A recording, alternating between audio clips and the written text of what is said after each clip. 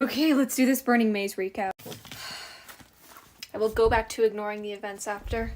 The Burning Maze picks up 2 days after the end of the Dark Prophecy with Meg, Grover, and Apollo in the labyrinth. As we established in the Dark Prophecy, Grover is guiding them to their destination for their next quest, and in this case, he guides them through the labyrinth to Ithelis. Now, Ithelis is the base that Grover and a bunch of other nature spirits have resided as they were all dealing with an environmental crisis in Palm Springs. Namely, wildfires, which actually are related to some issues going on with Triumvirate. Ithelis is basically ruins. And we find out that none of the nature spirits know what it was, but actually, it used to be Meg's old house. Triumvirate destroyed it because Meg's dad was doing some work that threatened what Triumvirate was doing. There are some surprise new residents at Ithelis, namely Coach Hedge, Melly, and their kid Chuck, who moved away from working with the McLeans. That's gonna come up later. Grover and Apollo had to go rescue Coach Hedge from an army surplus store, where, wouldn't you know it, the Emperor they're dealing with, one of their minions is there. This encounter ends with a close call with a horse that speaks English, and that helps Apollo realize what Emperor they're dealing with.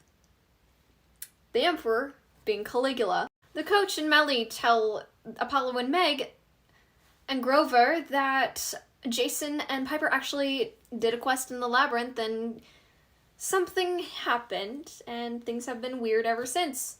Something happened that really shook them up. They're positive what they encountered has to do with what they're facing, so they go to pick up Jason and Piper. Starting with Piper. When they go pick up Piper, they find out that Triumvirate had been slowly destroying her father's reputation over the last few years, and because of that,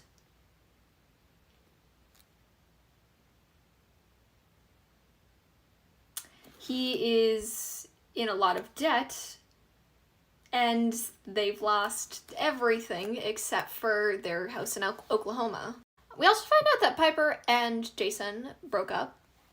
That little development is relevant for Piper's entire character development and for Sun and the Star. Piper decides to help them through the Burning Maze, but she does not want to find Jason. She tells them that when she and Jason were last in the maze, they got separated, and when they found each other, Jason wouldn't tell her what he saw, and said that he needed to look into something and would get back to her, and he has not gotten back to her since.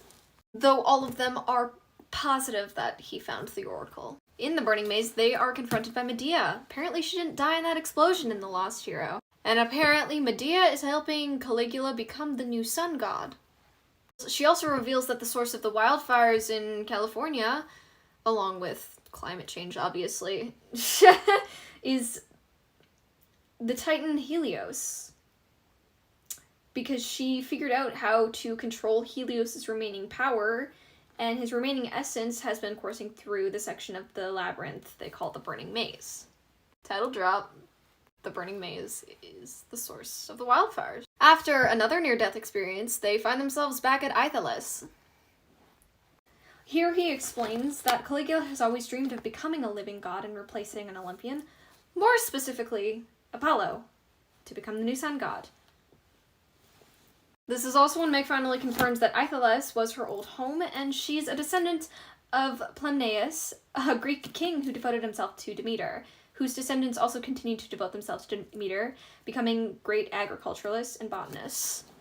They also conclude that they are going to need Jason to get through the Burning Maze. Before they leave to go pick up Jason, Meg plants these seeds. She found the seeds that her dad had been working on, her family had been working on for centuries, and they're ready to be planted. So she planted them. Again, this will be relevant later.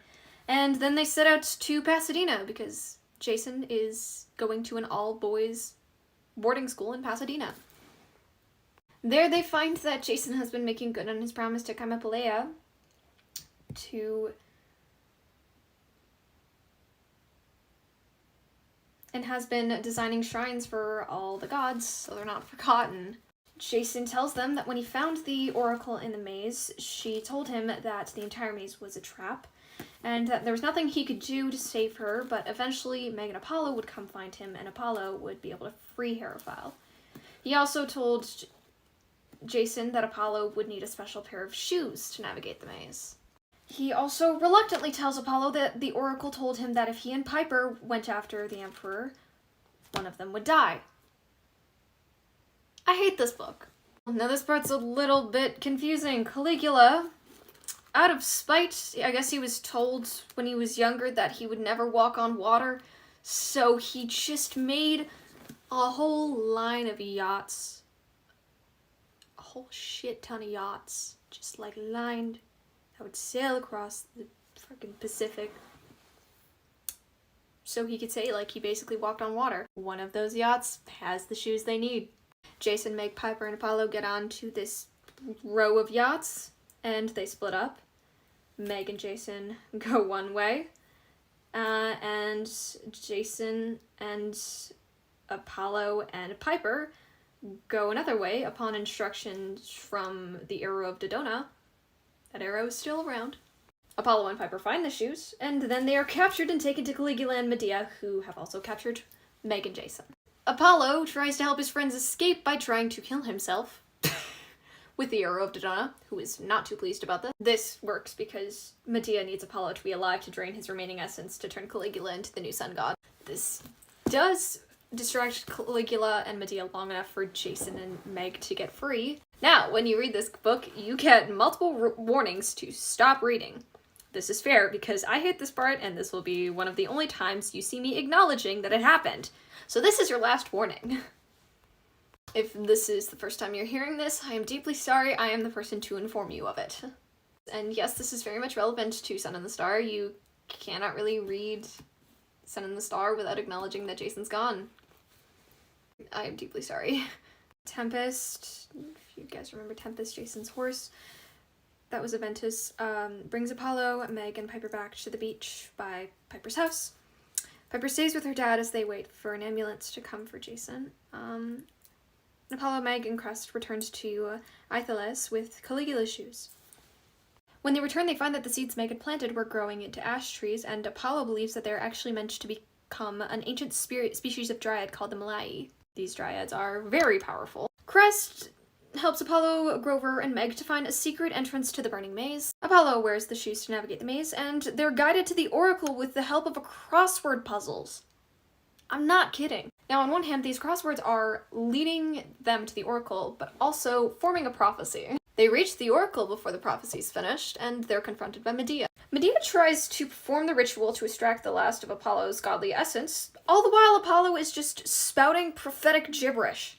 I am once again dead serious. Medea is killed by Piper. God, Piper really deserved to stab Medea in the back after all that shit. She stabbed her in the back with Catoptris, and Piper is accompanied by the Malai Dryad. The prophetic gibberish Apollo was spouting turned out to be an acrostic poem that spelled out Bellona's daughter, Rhaena, and so the prophecy they received was Apollo faces death at Tarquin's tomb unless the doorway of the soundless god is opened by Bellona's daughter. Malai help them get back to Aetheles. They find out that Caligula is sailing to Camp Jupiter with Commodus to attack it. On a little bit of a lighter note, the nature spirits rebuilt Aetheles for Meg. And as established in the Dark Prophecy, Apollo and Meg's next quest is for them to go to Camp Jupiter, where Apollo will find the path to regaining his godhood. And Piper's dad had one last flight he could use on his private jet, so Piper gave it to Apollo and Meg to take Jason home. Just as they're about to leave, Piper for Oklahoma with her dad, Melly, Hedge, and Chuck, and Meg and Apollo for Camp Jupiter, Leo lands with news from Camp Jupiter. Piper tells him about Jason. Leo tells them that Camp Jupiter suffered a lot of losses, but they're okay, and Leo decides he's going to take Piper to Oklahoma on Festus, as they should. They need each other. They say their goodbyes, and Apollo and Meg get on the plane to take Jason home. And on that rather depressing note, that is where the third book ends.